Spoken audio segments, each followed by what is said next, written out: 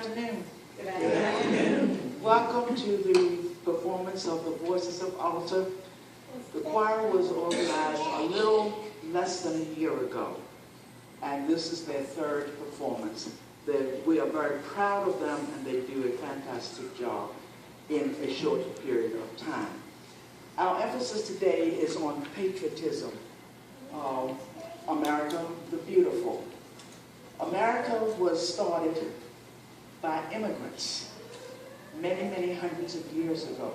Some came by choice, some came for other reasons. Some were brought here against their will, and some came for religious freedom and political freedom from their original countries. As they came, they developed, they met the Native Americans who were already here. They made friends, they began to develop and form a nation. We will sing songs in groups, and the groups will relate to the growth and development of America from its immigrant beginnings to today.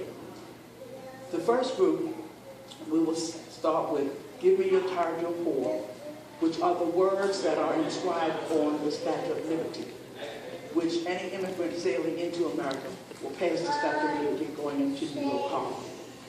We will follow it by America. The melody of America is the same melody that is the national hymn for England, God Save the Queen.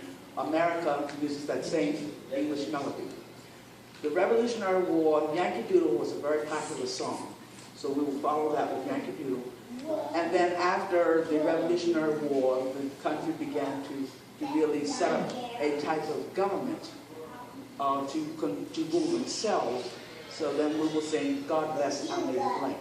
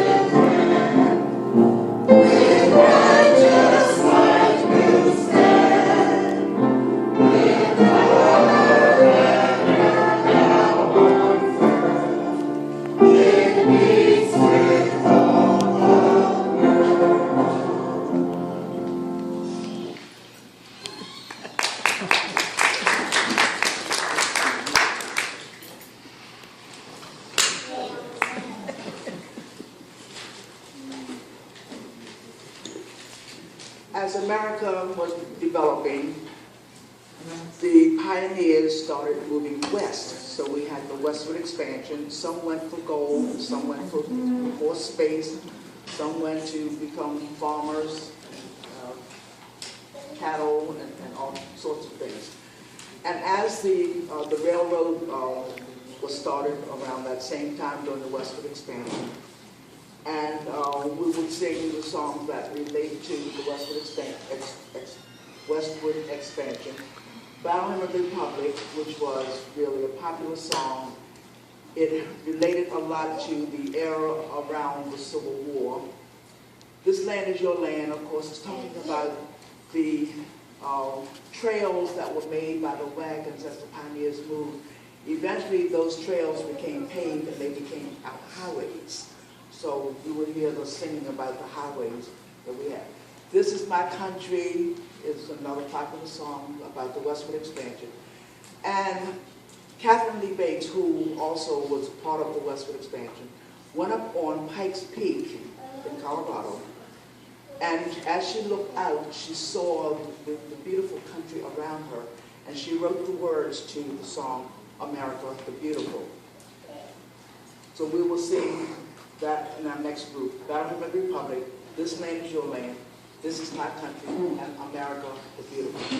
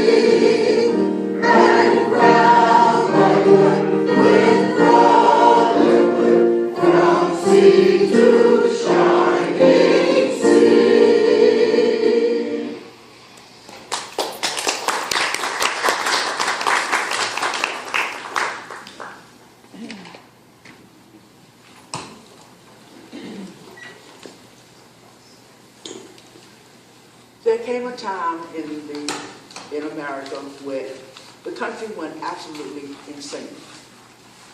That's when the beatniks came out, the flower children, the flag burners, the draft dodgers, and all kinds of civil, political, and social unrest were happening after World War II in the 50s and the 60s. America went absolutely insane. The songs that we will be singing were songs that were sung to try to bring the country back together, to bring some kind of unity back to some sense of pride back to the country. The songs in this group will be Eternal Father, Strong to Save, which is the unofficial Navy hymn. This song was sung at the funeral of President John F. Kennedy because of its relationship to the Navy. Then we will sing You'll Never Walk Alone, because the words are the kind of words that if people listen to and try to assume those words as a part of their lives, they would start coming back together and start acting, as crazy as they had gotten. Then Let There Be Peace on Earth. Some of the celebrities got a group of people, went up on a mountaintop and had a candlelight vigil, and they sang Let There Be Peace on Earth on that mountaintop to try to bring the country back together. Then we will have a trio, 3 people who will be singing the song Go Gently Through the Years. And the words are saying, if you don't watch what you're doing, you look around and life has passed you by, life is gone. So the next group, Eternal Father, Strong to Save, You'll Never Walk Alone, Let There Be Peace on Earth, and Go Gently Through the Years.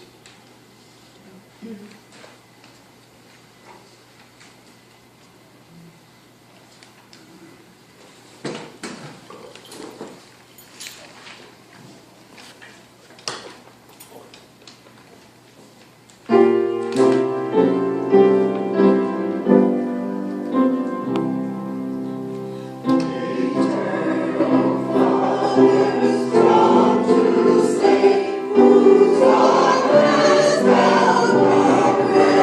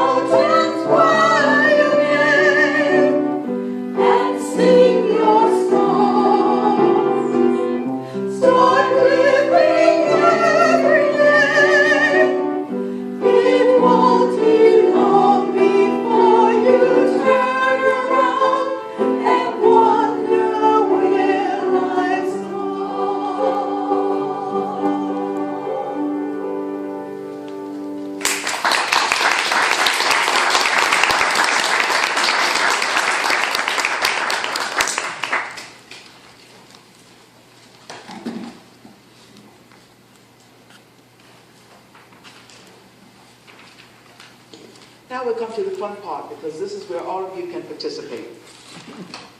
You should have found on your seats or on the tables 2 songs. Actually, the third one I did not give the words to because I'm assuming that everyone knows the words to God Bless America. So when the chorus gets to that part of the song, you feel free to join in and sing God Bless America along with us. And before we get to the Star Spangled Banner, I'm going to give a little of the history of the words of the Star Spangled Banner. But right now, we're participating in God Bless America and Stars. Now, Stars is a fun song. If any of you can remember from back in elementary school, the song Bingo. Well, Stars is done like Bingo, only we sing the words that are on the paper instead of singing the words to Bingo. We have to do the clapping like you do the clapping in Bingo as well. So, have fun.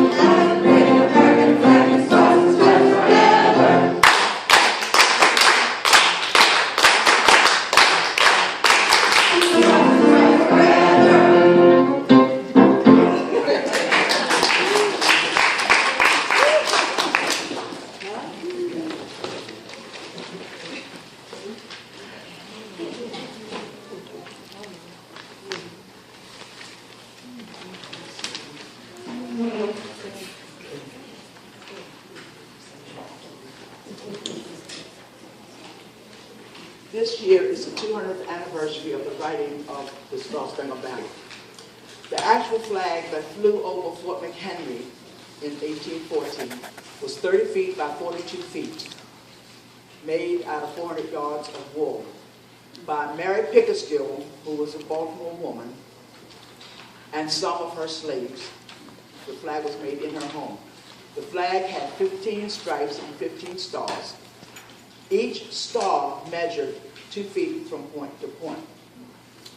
The British entered the Chesapeake Bay on August 19, 1814, and in 5 days they invaded and captured the young republics, meaning young America's capital, burning down both the Capitol and the White House, and the flames were visible in Baltimore, which was next to be attacked. The War of 1812 was quickly coming to a sad end. Earlier in 1813, Major George Armistead, the commander of the Fort McHenry, Baltimore port, asked for a flag to be made so big the British would have no trouble seeing it from a distance. During the attack on Baltimore, the townsfolk asked a young attorney, Francis Scott Key, for his assistance in obtaining the release of the town's physician, Dr. William Beans, who was being held as a prisoner aboard a British ship, using their care which Dr. Beans had provided, and they were able to secure his release.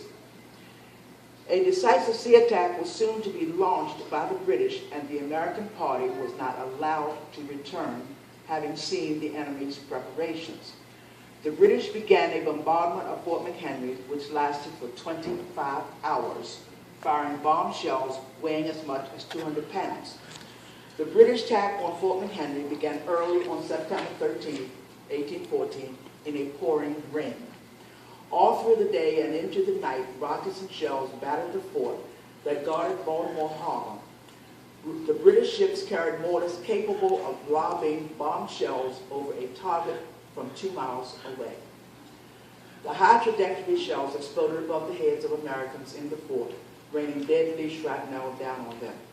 Fires raged wherever the shells landed. For much of the battle, the British bomb shells were falling at a rate of 1 a minute. Seeing the flag still flying at daybreak, the attorney, Francis Scott Key, an amateur poet, wrote on the back of the letter while sailing back to Baltimore, and later in his lodgings at the Indian Queen Hotel, the poem which became eventually the national anthem. It was printed first in the Baltimore Patriot newspaper, September 20th, and in the Baltimore American newspaper the next day, followed by a dozen other newspapers in the following weeks. The song was popular, but it was not the national anthem in 1814. It was sung mainly in bars and in parties to a British drinking song. It was not until March 1931 that President Herbert Hoover and Congress made the song the official national anthem of the United States of America. Each year, elementary school children in the Baltimore area are selected to make a human flag at Fort McHenry on Flag Day, the closest school day to Flag Day, June 14th. So it was not always on June 14th, depending on the calendar of that particular year. The celebration for the 200th anniversary is being held at Fort McHenry this year. Some of the activities have already begun, but the main activity is scheduled to be September 10th through 16th at Fort McHenry. I hope a lot of you will get a chance to get to Fort McHenry to see the celebration of the 200th anniversary of the Star-Spangled Banner. Now we will all sing the Star-Spangled Banner. So let's please all stand.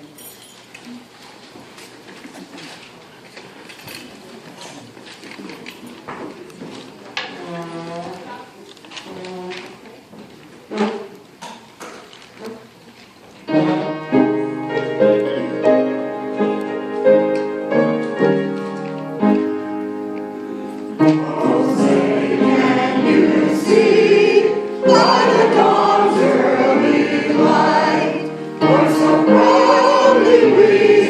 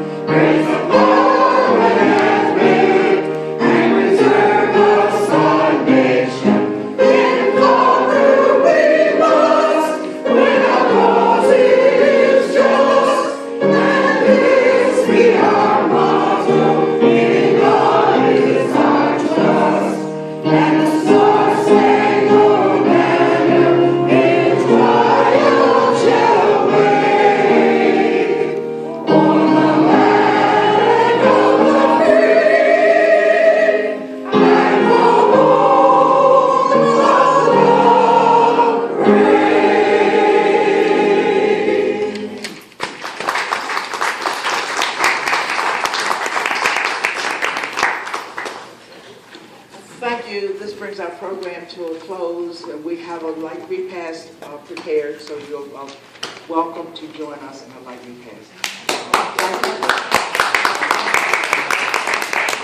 Before we go, Ruth Ann has worked so hard. Let's give her a hand. Again, we have something for you. It's not much, but we hope you enjoy.